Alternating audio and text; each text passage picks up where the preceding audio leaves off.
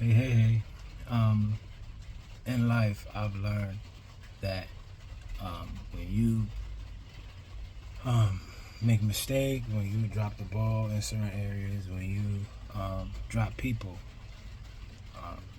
with certain situations, it's a mandate that you apologize. As a leader, especially as a believer, the bandwidth to handle people, depending on who you handling it and how you handling people, is not always easy.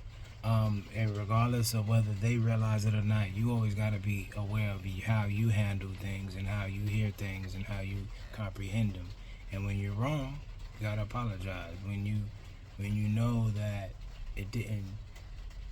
it wasn't presented the right way, even if you're right, you still gotta apologize, because you want to go over and be all things to all men, and regardless of whether your relationship with that person moves forward or not, or people or group or not, you still have to know how you show up, and you want to be able to show up in a way that God can still, hold you accountable to being a vessel, and not just like deal with people, recklessly and wretchedly, in a manner that doesn't suit your heart well, as far as going forward with the Lord. Not even, of course you're gonna try and go forward with the person or the next set of people that you're held that you come across, but most importantly the Lord, because at the end of the day, that person, he or she, is a son or a daughter of the Most High God.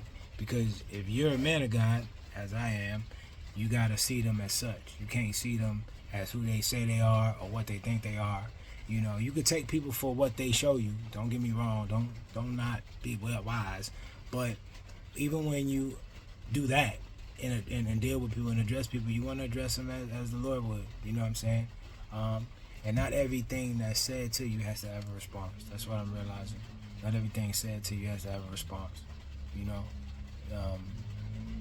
Communication is a very fragile thing. And a lot of times people hear what they want to hear, and a lot of times people comprehend what they want to comprehend.